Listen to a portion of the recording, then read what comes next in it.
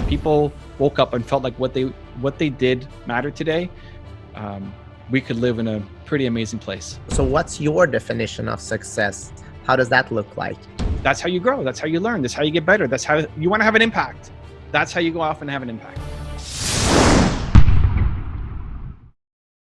Hey guys, and welcome to the I Love Success podcast. My world tour continues. Yesterday, I was on the Gold Coast in Australia talking to John Templeton, the #1 life coach over there. Today, I'm traveling to Toronto, Canada, to talk with Evan Carmichael, founder of the biggest YouTube channel for entrepreneurs. Thank you, sir. Thanks a lot, Peter. Great to be here. I like being a stop on your world tour. It's a creative solution. I like it. Yeah, you talk about your #1 fear being disappointing people. And Yes. can you just share, like, where does that come from? Where did that start, and how have you worked on that throughout your life? I can't think of a specific moment when that started, although I think that's inside everybody. I think we're all worried about what other people think and saying that we can do something and then not showing up and not doing it. Even getting in ready for this. So I joined, I'm a minute early. I'm in the chat. It's like, I can't see my camera. My microphone's not working. They're like, oh my God, what's going on? I've been doing Zooms all day. So it's like, Zoom is working. Why can't I get on? And then we figured it out. But you know, I want to show up. I told Peter I was going to be here on time. You know, if you don't show up, that's one thing. But if I don't show up or if my gear's not working, then I feel terrible about it. And just recognize that that's a cost of chasing down your dream, right? I mean, what's the alternative? The alternative is say, I'm not going to do that podcast. I'm not going to show up on stage. I'm not going to write that book. Yeah. You play small forever. So I think humans are built to serve. You love serving and helping other people. But because that relies on other people, there's always a risk that you're going to let them down, that you're not going to show up properly, that you're not going to help them get a result, that you're going to waste their time. And so that fear holds people in place, but they know they're capable of more and they know they want to serve, right? And so you have your foot on the gas and the brake at the same time. And I'm just teaching myself and hopefully inspiring other people to slowly lift your foot off the brake so that you can go. I love that. And you say yourself you're an introvert, or I guess it started that way. Can you just talk about that shy, introverted Evan and how you kind of are still doing this? You're out in the world. You're like, your face is for everybody. You're talking, you're doing all these things. Like, how's that process working for you? So I'm introverted. It doesn't come across and on interviews like this and on my YouTube channel and when I'm speaking on stage and that kind of stuff. And I probably need to do a better job of even sharing that more because on a day like today, I'm doing all day interviews and hangouts and podcasts. And so you're getting all of my energy from all the previous shows and everything too. So I'm already in a, heightened state of being around such amazing people. Naturally though, I don't talk to the person next to me on the airplane. If I was sitting in that beautiful office or cafe there, I wouldn't sit down. Oh, that's just it looks like you're in a cafe. That's just like a green screen. Yeah. Yeah, I like it. Like your hand just disappeared. I know, magic. I love it. But like if I was in a cafe like that, I wouldn't come and talk to somebody. It's not how I naturally run. I remember I was on an airplane. Brendan Burchard asked me to speak at his event in Puerto Rico. And these people pay $30,000 to $50,000 to be in that room. And I'm on the plane flying down, and the guy next to me keeps trying to have a conversation, keeps trying to ask me questions, keeps like, "Hey, what are you doing?" And I don't know. I'm awkward. I don't know what to say. I don't like small talk. I hate small talk. And so a little bit back and forth. And then when I got to Puerto Rico, the next day I was going to go speak, and I saw the guy. It's like, oh my God, you're here at this event. Like if I knew he was an entrepreneur or was coming to the same event, it would have been easy conversation. Yeah. But in general, apart from a couple core things, if you want to talk about entrepreneurship, League of Legends, or salsa dancing, yeah, I'm happy to do it. Anything else, I'm probably not interested. And so I've had to train myself and force myself into those uncomfortable situations and that's how you grow. That's how you learn. That's how you get better. That's how you want to have an impact. That's how you go off and have an impact. Thank you for sharing that. And just wanted to ask you, I want to go deep. I want to ask you something personal. And can you just share what was the worst day of your life and how did that change you as a human being?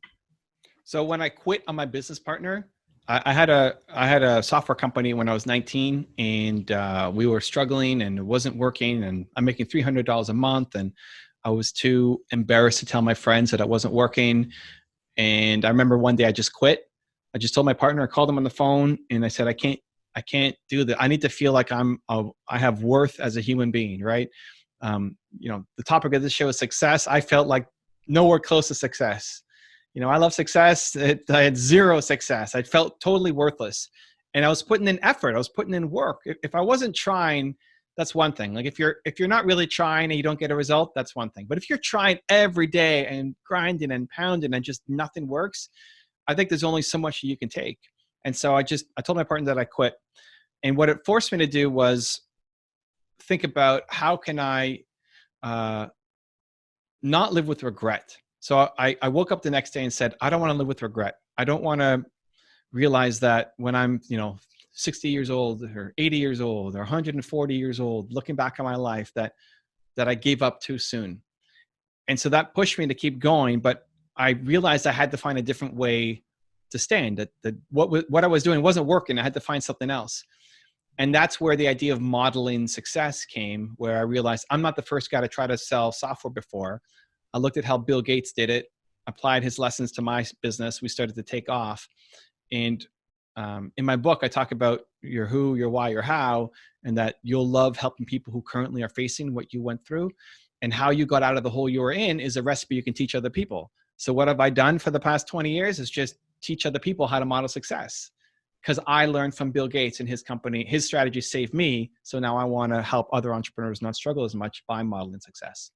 So what do you want to say to people that are, they want to do something and they try their own thing first without modeling because they might have a mindset, I'm unique, I'm special, which we all are, right? But what do you want to can we just talk about modeling and why it really works? Well, it's basically saying I want to never have a teacher in my life. You want to try to figure everything out on your own, you can. It's just likely going to go really slow, and you're not going to achieve what you're capable of achieving, right? Like if you're reading somebody's book, or if you're listening to this podcast, you're learning from Peter, you're learning from his guests. If they say something, or Peter says something that sparks an idea, a thought, a light, that then allows you to shortcut maybe 5 years of learning on your own. So it's not that you can't go and learn it all on your own. You're just really slowing down how much you're able to learn. I think though, to your point about being unique, you'll never be the next anybody, right? So my goal isn't to be the next Steve Jobs who I've got on my wall, or my next, like that's me when I'm 8 or 9 years old and my parents behind me. I want to pull different things from different people to be the best me. So I want to be a dad like my dad. I want to be a visionary like Steve Jobs. I want to be different things from different people. And so you might hate 98% of the things about Steve Jobs or Kanye West, who's further down on that wall. But if there's one thing that you can learn to make that a better you, I think it's worth it. So I think mentorship, I think modeling success, I think teachers in your life are incredibly important to help you go off and actually realize the potential that you're capable of achieving. Yeah. And you talk a lot about core values as well, and that your number one core value is belief. Why is it so important to have a core value, and how did you choose yours? So you find yours by looking at all of the things in your life that make you come alive. So look at your favorite teacher and why you like them. It wasn't because they taught you grade 10 math. It was because they made you a better person somehow. What did you love about how your parents raised you? What's your favorite music or your favorite artist, and why? Like there's a theme throughout all the things that you love the most in life. And that can be a compass, a guide for you going forward to build a better life. So mine is believe. If you had to pick one, Peter, what would you say your most important core value is?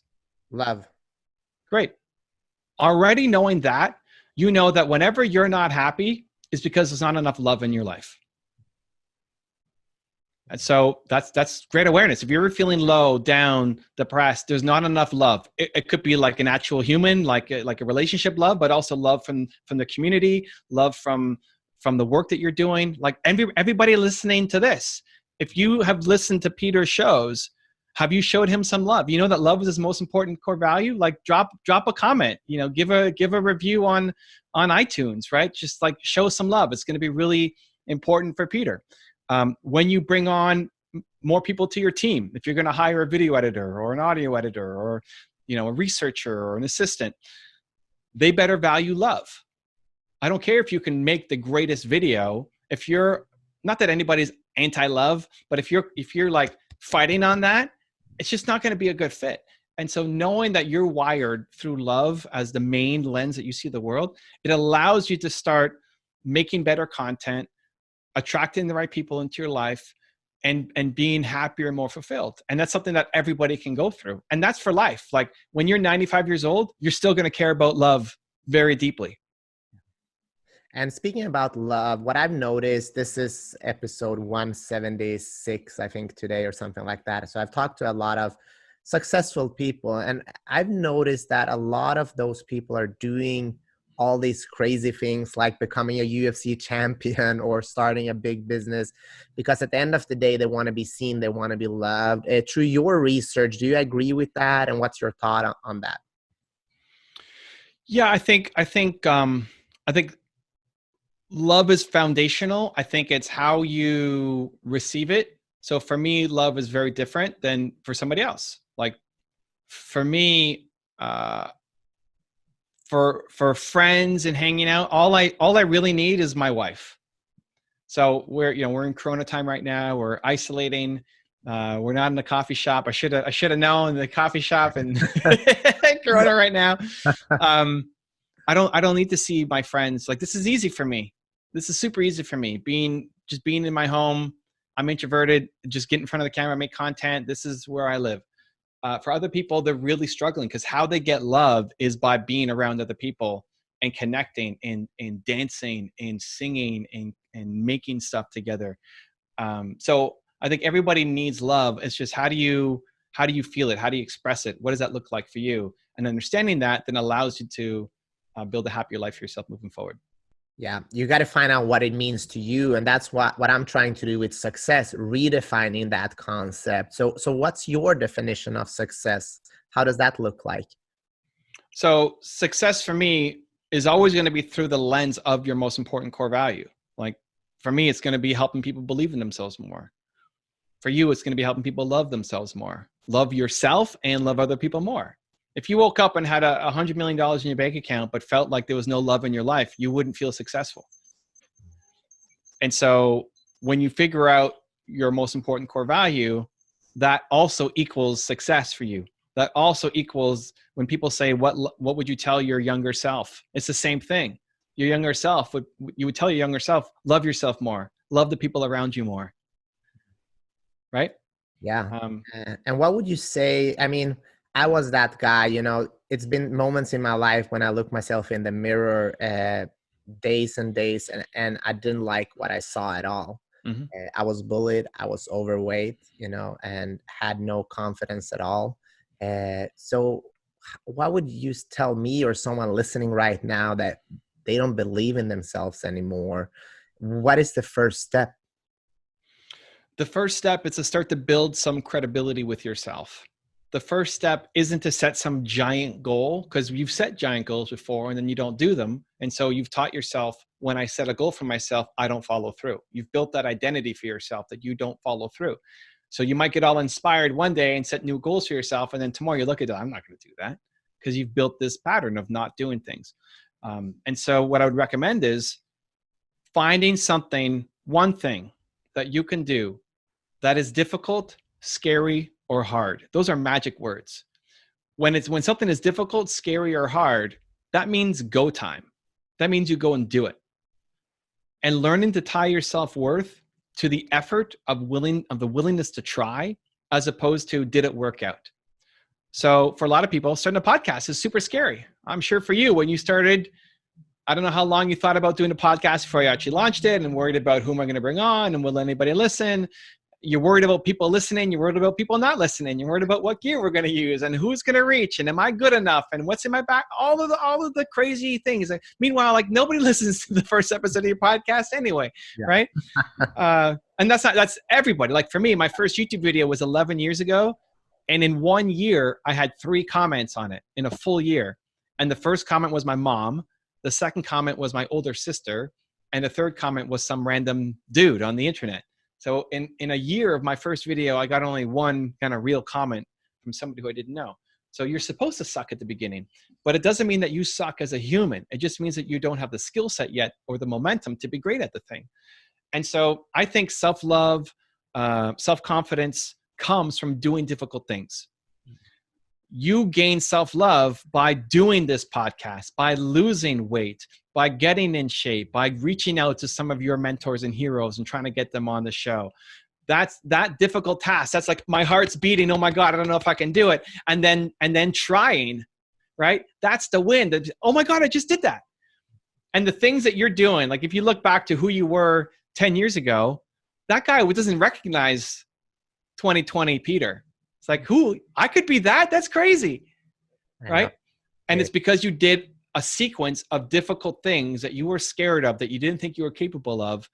And whether they worked or not, you tried. And in that trying, you start building self-love, self-respect, self-credibility, and you slowly start shifting your identity to being someone like, holy cow, maybe I can accomplish something successful. Yeah, it's a series of many small events, right? And I'm curious, you said your first YouTube video, 3 comments the first year. Like, yeah. Can you just talk about how did that feel? Like really feel, if we talk about feelings, and then why did you keep going? I couldn't even watch my video, dude. It took me 350 videos until I wasn't completely embarrassed by myself. I couldn't watch it back. I was like, you're at episode 170? Double that, and then I could finally listen back to one of my episodes. If somebody in my family had it on in the background, like I'd have to leave the room. I couldn't listen to. I was just so embarrassed by my own content coming up. I would find all the reasons why it sucked and it didn't look good, and yeah, I couldn't watch it. And then from 350, I started to this is okay until 700. After 700, I remember there was one video that I did where I actually impressed myself to say, man, like I'm getting good, like, man, I'm starting to get the hang of this. 700 videos later, right? Public videos. And these are, 10-minute plus videos, not counting all of the ones that never got released. Why did you keep going though? Your mind, there must be something special in that mind of yours. Yeah. So why deal with it? Why deal with the stress? Why deal with the anxiety? Why face my fear of disappointing people every single day? Because my purpose demands it. Because I'm built to serve. You're built to serve. Like we want to help. We want to give back. We want to feel like the work that we do matters, is important, is meaningful, and is having an impact somewhere in the world. I was making my content for 19-year-old me who had no confidence, who was struggling in business. Like you're making your content for you from 10 years ago who felt like success was never possible. And so continue to tap in that this is why I'm doing it and this is needed. And every one comment, every one like that's a real human. 300 something million people have seen my videos on YouTube. That's like, what is that? That's almost the population of the United States. Like I don't know what that means, but having one person leave a comment to say this video really changed my life, or getting on one podcast or interview and knowing that, man, what I do is actually touching lives. That can be hard when I'm in my home. I'm just talking to the camera, you're in that fancy coffee shop talking to the camera. So reminding yourself of the purpose. And for me, I actually got started as a speaker before I did my YouTube channel. And what I would find was I would go to a speaking gig and be super pumped up and fired up and like, man, this is amazing. What I do is awesome. And then the next day I'd wake up and be like, oh man, what am I going to do today? Because there'd be weeks between speaking gigs. And so how do you keep the momentum going? What I did was I made a PowerPoint file where I put a song. It was Michael Bolton, Go the Distance. And I put some of the quotes of the people who came to my speaking gigs and what they said about my event. And I played that every morning. So it's just a quick 3-4 minute thing, however long that song is. And it just reminded me every day that what I do matters. Like if you woke up every day and felt like what you do matters, and you can create something today that will impact the lives of maybe not millions, maybe you don't believe in millions yet, but like 4 people, like what you did today could matter to 4 people. I think that's pretty meaningful and important. And that, at least for me, kept the fire going through 350 failed, embarrassing videos. Wow. Let's talk about Built to Serve. I see that book in the background there. You just launched it. Can you just share a little bit why this project is so important to you? I think people, I think a lot of people are unhappy, man. I think a lot of people are unhappy. I think people know that they're capable of more, and they don't know what to do. They're afraid of things not working. They don't want to live the lives that their parents lived, but they have anxiety and stress over not having a clear path. And I don't think finding your purpose and living it has to be something that you spend 10 years journaling on and meditating, going to a fancy retreat, or hiring some super expensive coach to do. It's really not that hard. So I lay out the process, right? So step 1 is who. It's figuring out your most important core value. For you, it's love. For me, it's believe. Already knowing that is more self-awareness than most of the world has right now, and that serves you for life. Next is your why, which is your purpose comes from your pain. So whatever you struggled the most with in life and felt the most worthless as a human, understand there's lots of people who currently are who you used to be, and they need help. And you can give them that help. You represent hope because you made it out. Even though you're not done climbing, you made it out compared to where you used to be. There's lots of people who are there and feel like they can't get out. And you helping them is going to lift them up and lift you up to a whole new level. You could buy a cup of coffee for somebody at that fancy coffee shop, and that'll make you feel good, but not the same as if you have some guy who's overweight and being bullied, and you come in and you help him see that he can be a success, and just seeing his eyes like light up to say, oh my God, this is possible for me. That's an addiction that you'll love. And you'll be, again, 140 years old in a senior citizen home and still love helping people feel like they can be a success. So, the who and the why, I think is a gift. Like if you figure that out, you're set for life. That will never get old for the rest of your life. Now you have you know how to live a purposeful life. The how is the last part, which that will change. So right now you're doing a podcast. In 10 years, this could be virtual reality. We're actually in that coffee shop together, by a hologram, or, like that. The technology will change, but the who and the why stays constant forever. And I think it's a gift. And I think if people woke up and felt like what they did mattered today, we could live in a pretty amazing place.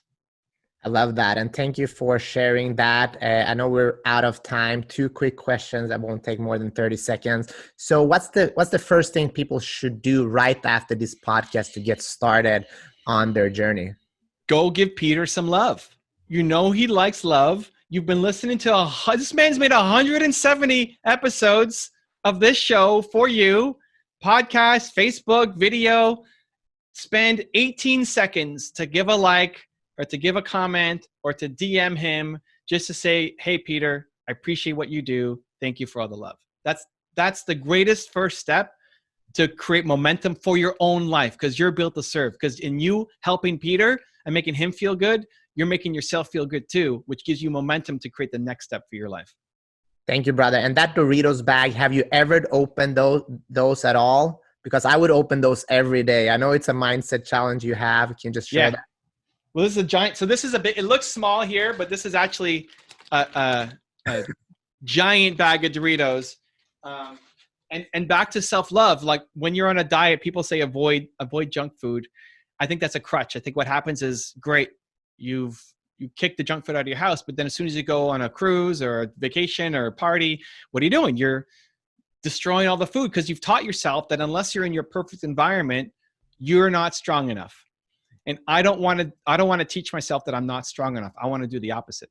So just like if you break your leg, you use crutches. Great. Maybe you get the Doritos out of the house for a little bit, but the goal of after you break your leg is to walk again. I want to be able to have them in front of me at all times and not succumb. So I love Doritos are my thing. I love Doritos. I want to eat that. My mouth is watering right now just looking at it and thinking about it. But I'm not opening that because that's a reminder of how awesome I am for myself. That's what every time I look at that bag, the internal voice is, I'm amazing for not eating that Doritos, because self-love, self-confidence comes from doing difficult things. Heart to heart. Love you, brother. Thank you so much for your time. If you like what we do, share this with other people so we can grow. We want to help as many people as possible, and we can't do that by ourselves. We are doing this together as a team, as a tribe for the world, right? Peace. The Love Squad. Yeah. It's the Love Squad. Join the Love Squad and go spread some positivity in the world. I like it. Thank you, Evan. Appreciate you, man. Have an awesome day. Appreciate you. Thank you, Peter. Love. If you have a podcast or interview show and want me to be a guest on it, I have two options for you. There's a link right there next to me. Go click it, and I look forward to being a guest on your show.